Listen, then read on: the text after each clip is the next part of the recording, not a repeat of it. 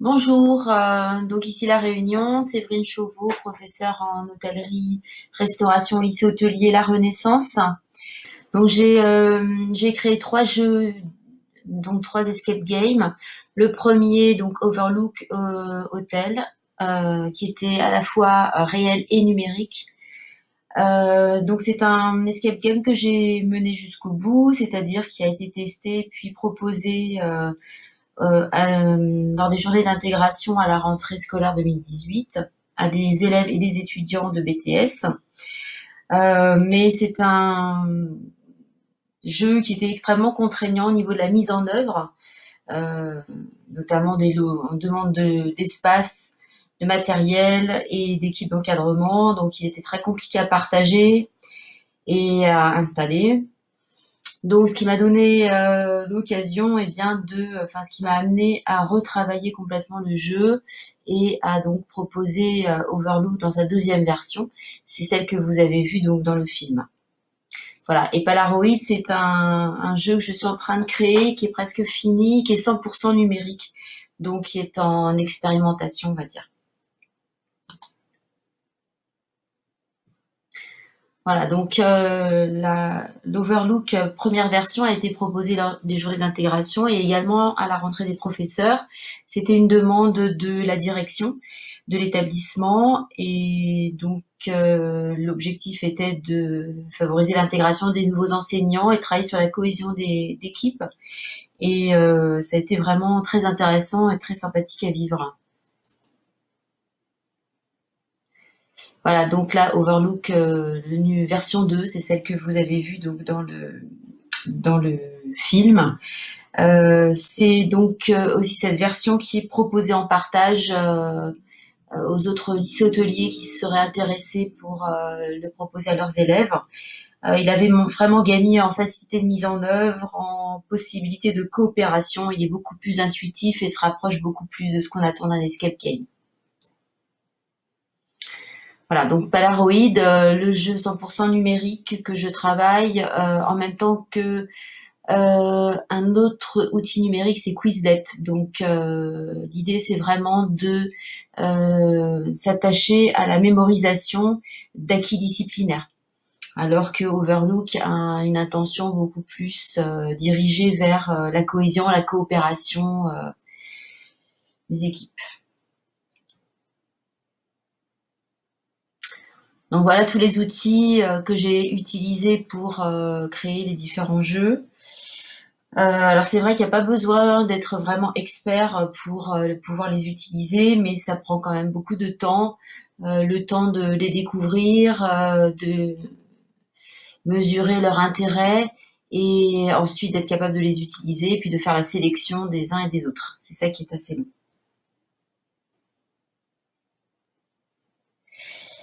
Alors, qu'en pensent les élèves? Il y a un questionnaire qui a été proposé en ligne après les journées d'intégration. Donc, je vais vous laisser regarder, lire ce qu'ont écrit les étudiants. Alors, ce sont des captures d'écran. J'ai laissé l'expression telle quelle avec eh bien quelques fautes d'orthographe.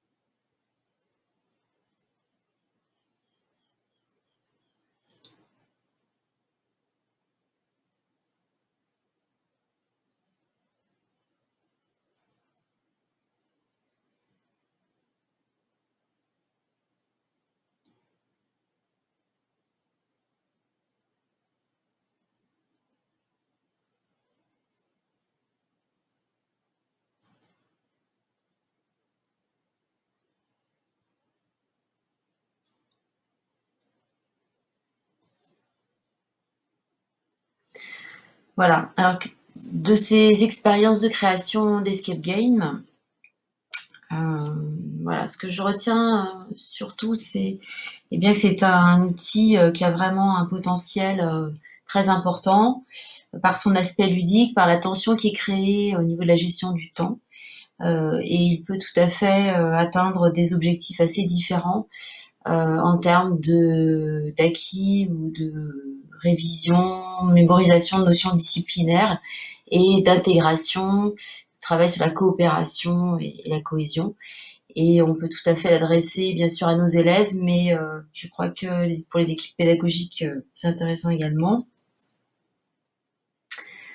Alors par contre, au niveau donc des limites, alors ce que je peux en dire, eh bien, c'est que le temps de création est, je pense, le frein majeur pour la création de jeux, parce que même avec un peu d'expérience, ça demande quand même beaucoup de temps. Mais on le fait quand même parce que c'est vrai que c'est un travail assez passionnant à faire, et puis parce que, eh bien, je pense que c'est très efficace. Choisir la nature du jeu en fonction de l'intention pédagogique, c'est un petit peu l'erreur que j'avais fait dans le premier jeu où j'avais mis trop d'intentions et je ne les avais pas hiérarchisées. Du coup, j'ai utilisé beaucoup d'outils très différents que j'ai mélangés et le jeu a vraiment perdu en efficacité et surtout était devenu très lourd à mettre en œuvre. Donc sur les jeux suivants, j'ai vraiment beaucoup plus réfléchi à cette intention et j'ai choisi la nature du jeu en fonction de ses objectifs. Alors en ce qui concerne les outils numériques, bon même s'il faut pas, il n'y a pas besoin d'être expert, c'est vrai qu'il faut quand même avoir aimé utiliser ces outils. Même sur les jeux réels, on s'en sert quand même énormément.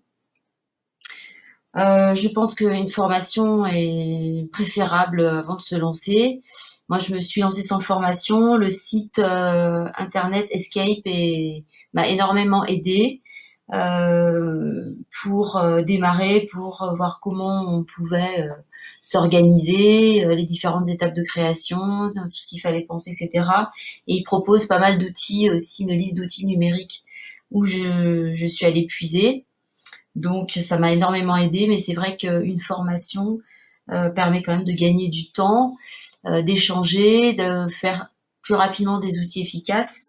Et il me semble même qu'un accompagnement après la formation pour les professeurs qui créent des jeux, ce serait vraiment idéal.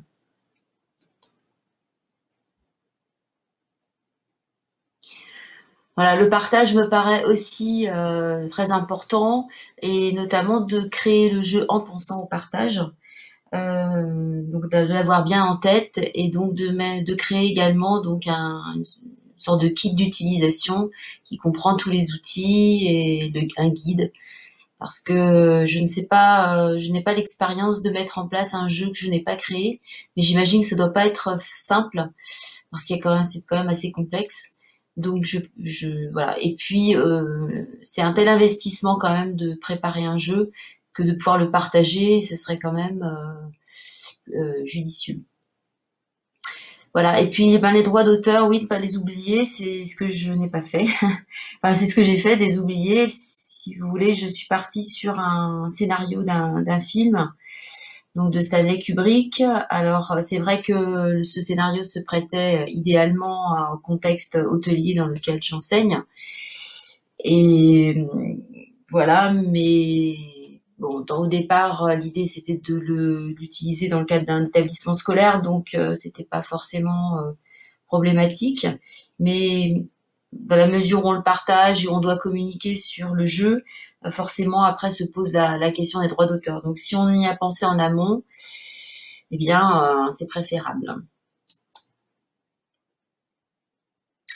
Voilà, je vous remercie et je vous souhaite une excellente journée.